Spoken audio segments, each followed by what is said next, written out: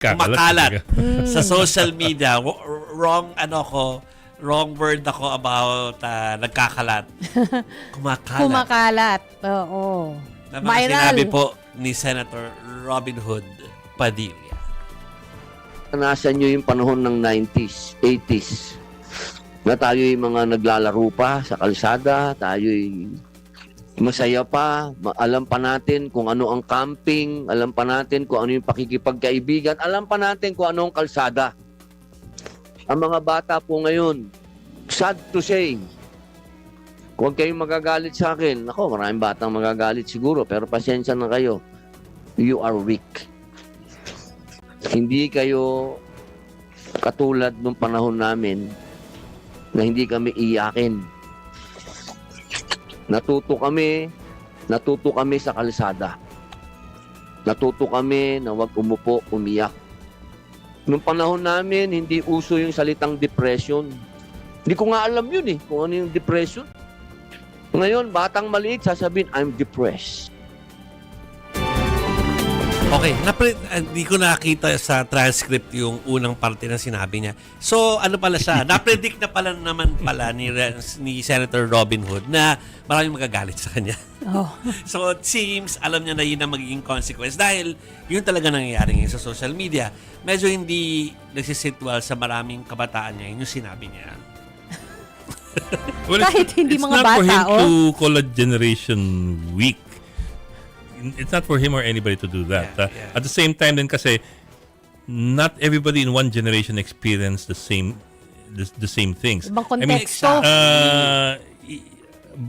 bagamat for example, kung pareho kami henerasyon, iba kinalakihan niya sa kinalakihan ko. May mga mas masagana ang buhay ng kanilang kabataan kaysa sa iba. Oo, that's true, no? So it's not really a fair generalization. Saka, eto meron, sino ba? Hindi ko maalala, kailan ko ba iniisip ko sino yung nagsabi ito sa isang lecture, siguro nakita ko na. Usually, kapag merong pintasan at awayan ng mga henerasyon, parang ang hirap kapag nagsasalita ng ganun daw. Dahil, parang tinuturo mo na kung mahina yung generation ngayon, malaking kontribusyon ng naunang henerasyon kung bakit ganito yung kinakalabasan Kasi ng mga sila tao. nagpalaki. Sila nagpalaki or sila yung naging ehemplo or hindi naging magandang ehemplo para sa mga sumunod na henerasyon. So, mahirap magsalita ng ganyan. Parang talagang kapag ganyan kasi yung henerasyon yung sinasabing parang pwedeng magsabi ng kapintasan ng Parang tayo na. Halimbawa, kung Pilipino, pwede ko pinasan yung kapwa ko Pilipino pag may ginagawang masama. Pero kapag ibang tao nagsabi, siya, para ma-offend yung tao. So parang ganun yung logic nung sinasabi ng isang narinig kong lecture about it. So, you are weak. Talagang you are weak. Ano kayang age cut-off nung young? Ako siguro matanda ako ng konti siguro kay Senator Robin Hood. Pero parang hindi ko siya nag-guess, pero hindi ko siya kakampihan. Sinasabi ko lang na nung time na nagkaroon ako nung parang low point sa buhay.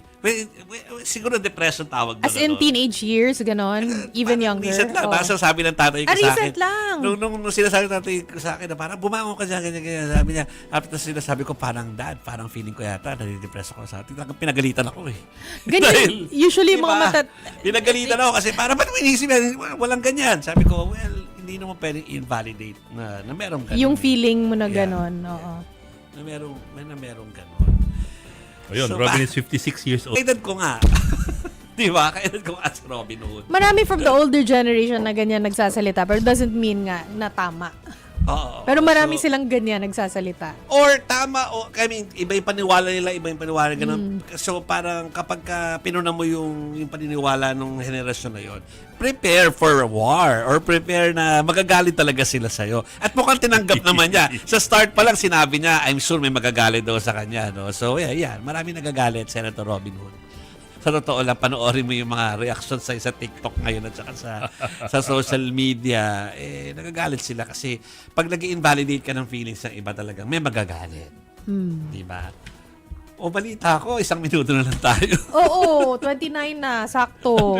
Hi, Gigi Vic Tandem Peralta. Marami ding galit dito sa Facebook. Yeah. Pero, kahit wala po yung sinasabi ni Senator Robin Hood Padilla at saka ng mga ibang henerasyon, depression is real po.